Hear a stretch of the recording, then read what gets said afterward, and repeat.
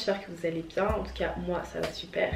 Dans la vidéo d'aujourd'hui nous allons parler études. Je vais faire une petite roadmap des concours, de comment ça s'est passé pour moi. Et ensuite je vous donnerai mon ressenti sur mon expérience. Alors ici je vais parler uniquement de ma propre expérience. Ne faites pas de mon cas une généralité. C'est vraiment propre à moi et comment ça s'est passé pour moi. Je ne vais parler que des écoles du top 10.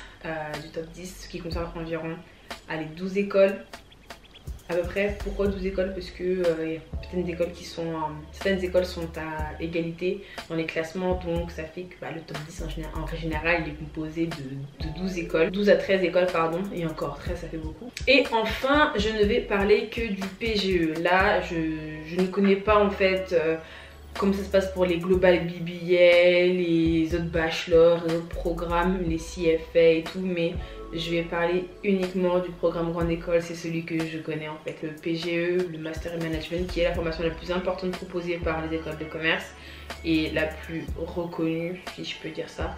Mais voilà, je vais pas parler des autres programmes que les écoles proposent parce que je ne les connais pas tout simplement. Alors pour intégrer une école de commerce en admission parallèle, la première réflexion à avoir c'est pourquoi vous voulez intégrer une école de commerce. Pourquoi une école de commerce et pas une fac? Pourquoi pas un IAE? Pourquoi une école de commerce? C'est important de penser à ça, de trouver quelles sont les motivations derrière ce choix là, et ça pourra être utile lors des oraux si vous êtes amené à les passer. Donc réfléchissez-y bien. La deuxième étape, c'est de faire ses recherches. Faites vos recherches. Je pourrais jamais trop le dire. Faites vos recherches. C'est hyper important. Faites vos recherches s'il vous plaît. Il y a énormément d'écoles de commerce en France, mais énormément, peut-être une centaine. Mais la plupart d'entre elles ne sont pas reconnues par l'État et sont clairement des bullshit schools qui vont vous donner des diplômes grades de master avec E accent grave, RE à la fin, enfin bref, des titres, on ne sait pas ça sort d'où, c'est pas forcément visé par l'État et en réalité il n'y a qu'une quarantaine d'écoles qui sont visées par l'État. Mais pour moi, je dis bien pour moi Chloé, pour moi, il n'y a que les écoles du top 10 qui valent la peine en fait. Le reste c'est acceptable pour certains même si elles sont reconnues, mais vous pouvez trouver des formations tout aussi prestigieuses en fac ou en IAE. Donc ça sert à rien d'aller mettre peut-être des dizaines de milliers d'euros dans une formation si vous pouvez avoir la même en fac ou en IAE. J'ai vu énormément de vidéos d'étudiants qui se sont fait arnaquer par des écoles de commerce qui ne veulent que votre argent. Donc faites vos recherches, regardez sur LinkedIn ce que les diplômés de ces écoles là qui vous intéressent sont devenus, quels sont les premiers postes qu'ils ont occupés. C'est super important pour savoir après le niveau de l'école et la reconnaissance qu'elle a auprès des entreprises. Please be aware. Next, considérez l'aspect financier. Hyper important, c'est genre super important. c'est super important parce que les écoles de commerce coûtent cher, ainsi que les concours. On n'a aucune assurance sur si oui ou non on va être admis dans les écoles et on doit déjà mettre autant d'argent dans les concours. Ça peut être hilarant ou aberrant pour certains d'entre nous, mais posez-vous les questions. Est-ce que vous êtes prêt financièrement à dépenser autant d'argent dans les concours et dans une école par la suite? Parce qu'une fois que vous êtes dans l'école, il faut payer votre logement, vos activités, votre nourriture, vos activités liées à l'école. Enfin bref, il y a tout plein de choses à prendre en compte, donc est-ce que vous êtes prêt financièrement pour ça? Pour les concours et la préparation au concours, là j'ai parlé des épreuves écrites. Personnellement j'ai considéré 5 étapes. Étape numéro 4, vérifier l'éligibilité. Certaines écoles peuvent vous faire entrer en admission parallèle après un bac plus 2, 3 et 4. Sinon, certaines écoles vont faire que 3 à 4 pardon, d'autres vont seulement vous demander un master 1 validé. Donc vérifiez quelles sont les écoles dans lesquelles vous êtes éligible avec votre niveau d'études actuel. Numéro 5, c'est choisir le concours. Quels sont les concours que vous voulez passer? Pour quelles écoles? Le concours Écricom, le concours Passerelle qui a 9 écoles dans le concours, une seule qui fait partie du top 10, donc une seule m'intéressait. Et après il y a les concours AST, c'est-à-dire que chaque école, enfin les écoles qui ne sont pas en banque commune d'épreuves vont avoir leur propre modalité d'admission. Je sais pas, un dossier, que ce soit une épreuve propre à elles. Beaucoup d'écoles ont leur propre moyen d'admission. Donc vérifiez tout ça. Vérifiez tout ça, pourquoi aussi? Parce qu'elles n'ont pas forcément les mêmes dates.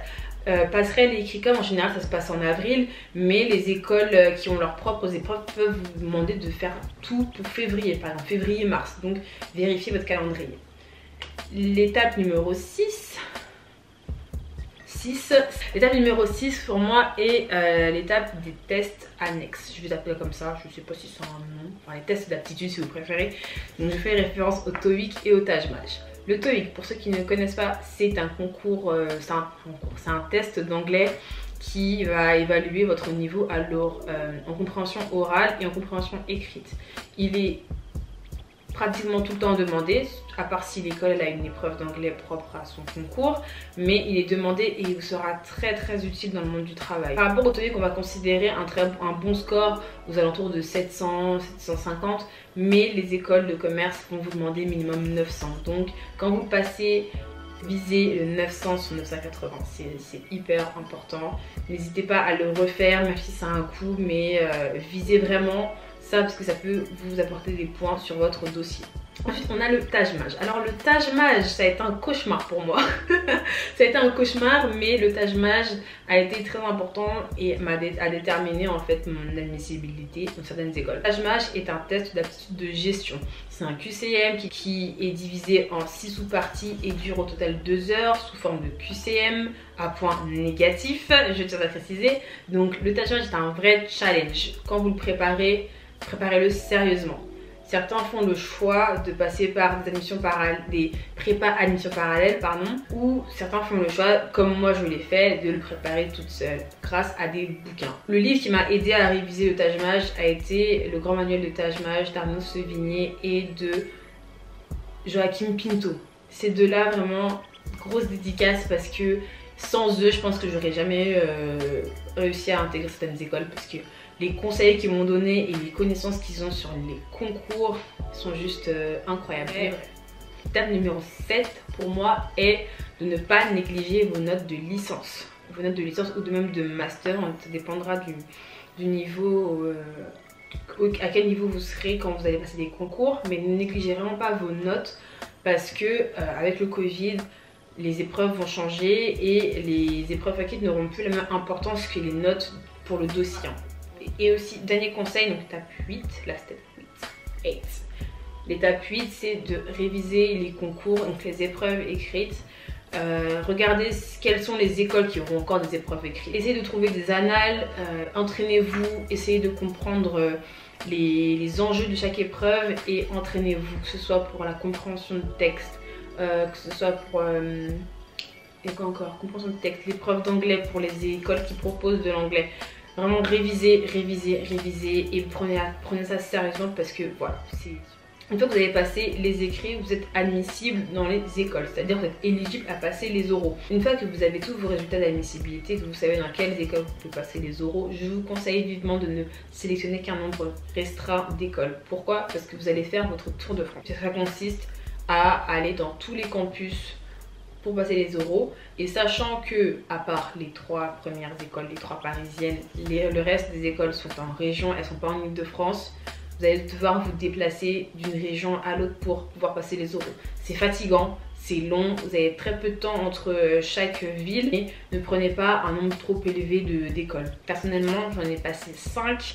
J'ai passé les oraux dans 5 écoles et ça a été déjà une course. Ça a été une course en termes de logistique, ça a été un coût financier également, mais ça en valait la peine parce que au final, les écoles que je pensais vouloir intégrer à tout prix, en fait, sont dans mon cœur, elles avaient plus la même place.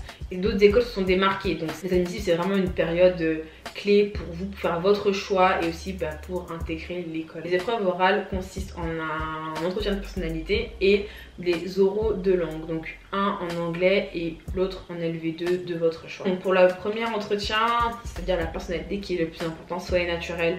Préparez-vous en amont, apprenez à vous présenter en un temps assez court, environ 2 minutes.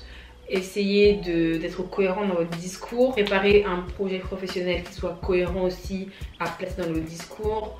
Et puis, essayez de convaincre, vraiment l'objectif est de convaincre les jurys de vous faire intégrer l'école et pas quelqu'un d'autre. Les places sont restreintes, mais voilà. Faites-leur comprendre pourquoi vous voulez à tout prix intégrer cette école-là. Faites vos recherches sur l'école, essayez de savoir quelles sont les associations présentes aussi, quelles sont celles qui vous intéressent, est-ce que ça a un lien avec, votre projet pro, mais essayez vraiment de faire vos recherches là-dessus. Par rapport aux langues, les oraux de langue, si je me rappelle bien, ça consistait à se présenter et répondre à des questions du jury. Donc entraînez-vous à parler, préparez-vous, essayez de traduire aussi on va dire votre discours de personnalité. Ça pourra éventuellement vous aider pour la fluidité du discours. Essayez de... En fait, revoyez vraiment toutes les notions d'anglais, ils veulent juste voir votre niveau. Et c'est des points à gagner, donc c'est vraiment facile à avoir des points dessus, donc faites votre mieux sur ça. Les euros c'est vraiment la table la plus importante du concours, pourquoi? Parce que les coefficients sont beaucoup plus élevés, donc si vous n'êtes pas forcément bien classé aux épreuves écrites, vous pouvez rattraper des places, vous pouvez gagner en place comme vous pouvez en perdre dans le classement, donc vraiment réviser au maximum tout ça et puis ça devrait le faire. Alors pour moi les concours se sont super bien passés, ça a été un challenge, un vrai challenge personnel parce que j'avais ma licence à préparer, je devais passer les partiels, il y avait les concours, je devais trouver un stage, être opérationnel au travail. En bref, c'était vraiment un challenge et je suis vraiment reconnaissante d'avoir réussi à intégrer les écoles que je voulais. J'étais admissible à 15 des 16 écoles auxquelles j'avais candidaté, même si j'en voulais que 5. J'en voulais que 5 parmi toutes les écoles pour lesquelles j'ai candidaté, j'en voulais que 5. Et j'ai passé les euros de ces 5 là. Et j'étais admise à 4. Je suis reconnaissante d'avoir été admise dans les écoles que je voulais et ça a vraiment été du travail, de l'organisation et de la motivation et beaucoup de prières. Je suis obligée de parler de ça, mais ça a été quelque chose dont j'ai prié pour. J'ai prié pour ça et ma famille m'a beaucoup soutenue, mes amis aussi, et je suis vraiment contente d'avoir pu intégrer ces écoles là, je suis très reconnaissante pour ça. Donc voilà, croyez en vous, ça va le faire, vous allez réussir, moi je crois en vous, je sais que vous allez le faire. N'hésitez pas à poser des questions à votre entourage. Bonne chance à toutes les personnes qui vont passer les concours des grandes écoles, que ce soit en AST ou en post-prépa, ça va le faire, croyez en vous, soyez plus disciplinés, soyez rigoureux dans vos révisions. Faites vos recherches et ça devrait vraiment le faire. Donc voilà quoi. En tout cas merci d'avoir regardé cette vidéo. J'espère que ça vous a aidé, que ça vous a plu. N'hésitez pas à poser des questions, je serais ravie d'y répondre. Et puis voilà quoi. Et je vous dis à la prochaine.